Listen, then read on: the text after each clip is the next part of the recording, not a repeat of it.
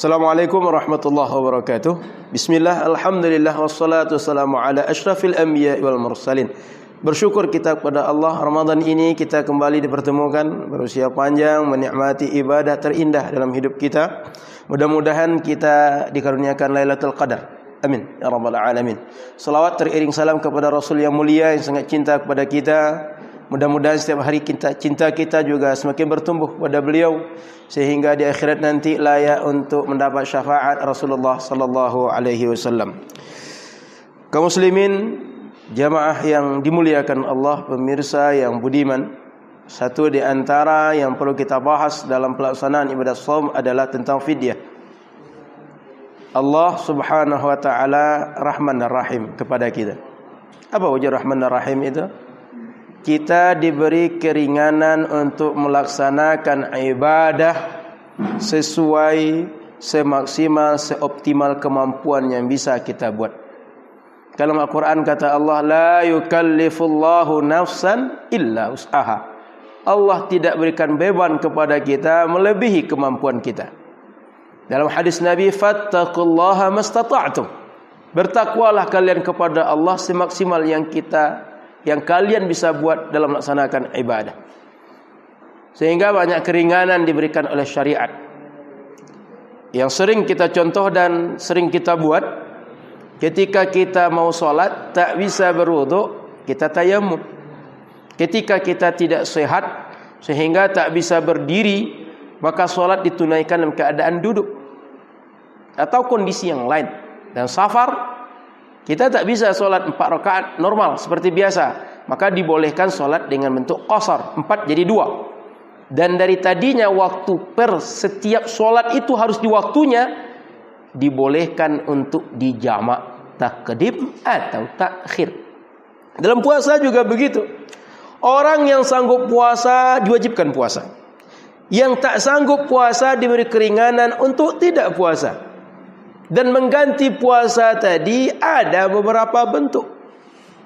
Yang pertama ada qadha. 1 hari tak puasa di Ramadan, ganti 1 hari di luar Ramadan. Selain qadha ada namanya fidyah. Memberi makan fakir miskin. Nah, fokus kita pada fidyah ini. Siapa orang-orang yang fidyah ini?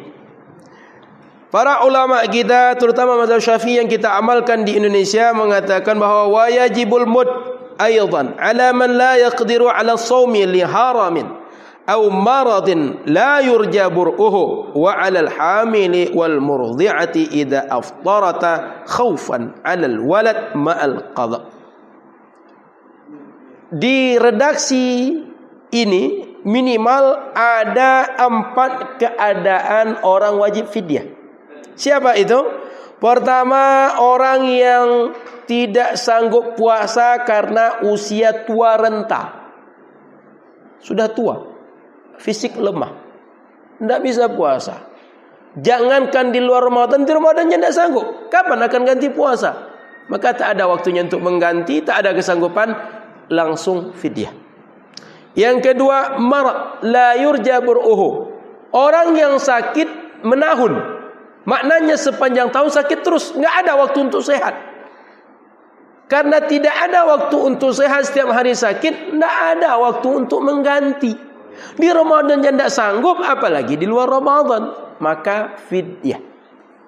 Yang ketiga, wa 'alal hamili. Seorang perempuan yang sedang hamil. Dan ketika hamil tersebut idza aftarat, dia membatalkan puasanya iftar khaufan 'alal walad, karena khawatir keadaan anaknya. Saya nanti kalau puasa jangan-jangan janin saya tak berkembang dengan baik. Saya kalau puasa nanti jangan-jangan terjadi keguguran atau berbagai keadaan lain yang dengan pertimbangannya adalah faktor anak. Orang tersebut dia wajib qadha puasa sebanyak hari yang ditinggalkan di Ramadan, juga wajib fidyah. Yang keempat, wa 'alal murdi'ah, seorang perempuan yang menyusui anak. Kalau saya nanti berpuasa, ASI saya tidak banyak atau ASI saya tidak sehat, sehingga anak kalau menyusu ke saya pertumbuhannya tidak baik. Mungkin anak akan terancam penyakit gara-gara saya puasa. Dibatalkan puasa. Dia wajib qadha dan fidyah sebanyak hari yang ditinggalkan. Ada tambahan satu lagi. Terhadap orang yang fidyah ini adalah orang yang diberi kesempatan untuk mengqadha, membayar puasa yang ditinggalkan di bulan Ramadan, tetapi sampai Ramadan selanjutnya belum juga dibayar, belum ditunaikan, padahal tidak ada uzur. Dia sehat, tidak sakit, tidak musafir sepanjang tahun, tidak ada uzur yang lain. Kalau perempuan dia tidak lagi hamil, dia tidak lagi menyusui, tapi tak segera dibayar.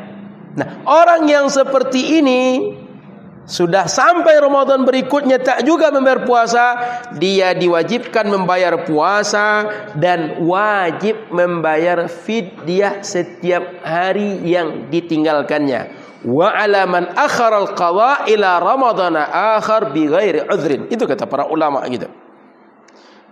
Maka jangan kita tunda. 11 bulan Allah berikan kesempatan membayar puasa, kenapa mesti ditunda? Bayarlah segera. Sehingga saya ingatkan saudara-saudara saya yang dirahmati Allah, kalau Ramadan ini kita ada tak puasa, mungkin sakit atau mungkin sebab yang lain, karena uzur atau bukan karena uzur, atau perempuan karena datang bulan atau sebab yang lain, begitu selesai Ramadan segera bayar. Ustaz, saya sambil puasa 6 bayar Ustaz, silahkan. Saya ingin sambil puasa Senin Kamis, silahkan. Sambil puasa tengah bulan, silahkan. Ingin puasa sambil bulan Rajab, sambil puasa Zulhijjah, Sya'ban, silahkan, tidak ada masalah. Yang penting setelah selesai Ramadan segera dibayar. Pertanyaannya adalah, Ustaz, bagaimana cara kita membayar fidyah itu? Fidyah itu memberi 1 mud makanan pokok. Kalau kita di Indonesia karena tidak makan kurma, makanan pokok kita, tapi beras 1 mud. 1 mud itu berapa? 1 mud itu 1/4 sa'.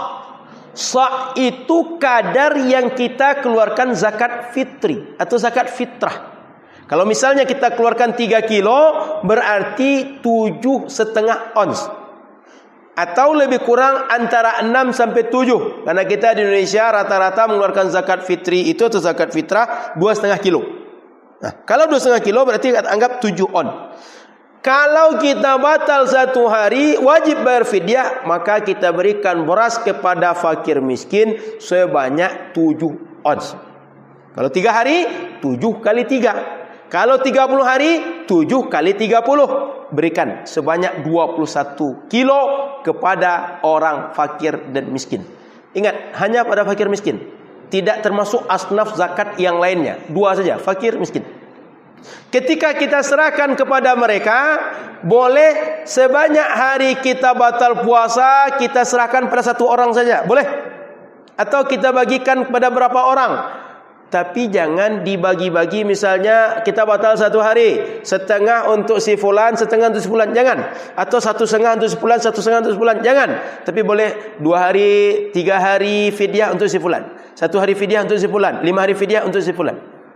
Karena ibadah 1 hari bukan ibadah yang yatajazza, berkeping atau ibadah yang bisa dibagi-bagi, tapi satu kesatuan. Maka fidyah 1 hari untukkan untuk 1 orang, kalau 5 hari, 7 hari untukkan untuk 1 orang, atau dibagi per harinya berapa orang per orang lain. Boleh. Atau setiap 1 hari untuk 1 orang, tidak ada masalah. Atau kita bagi dengan bentuk yang lain, tidak ada masalah. Boleh.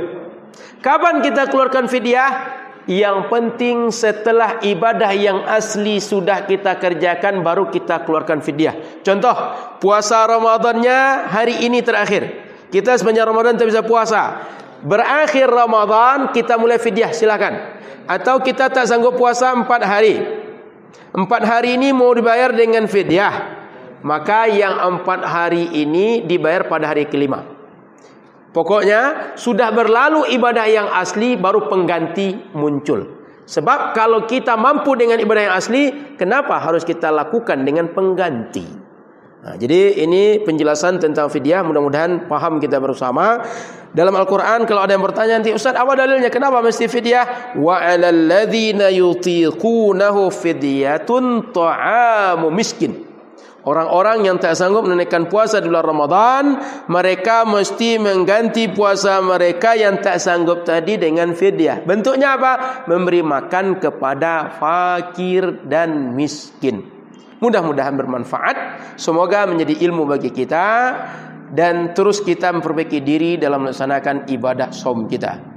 Mohon maaf salah dan kurang. Sampai bertemu dengan kajian yang selanjutnya. Subhanakallahumma bihamdika asyhadu an la ilaha illa anta astaghfiruka wa atubu ilaika. Assalamualaikum warahmatullahi wabarakatuh.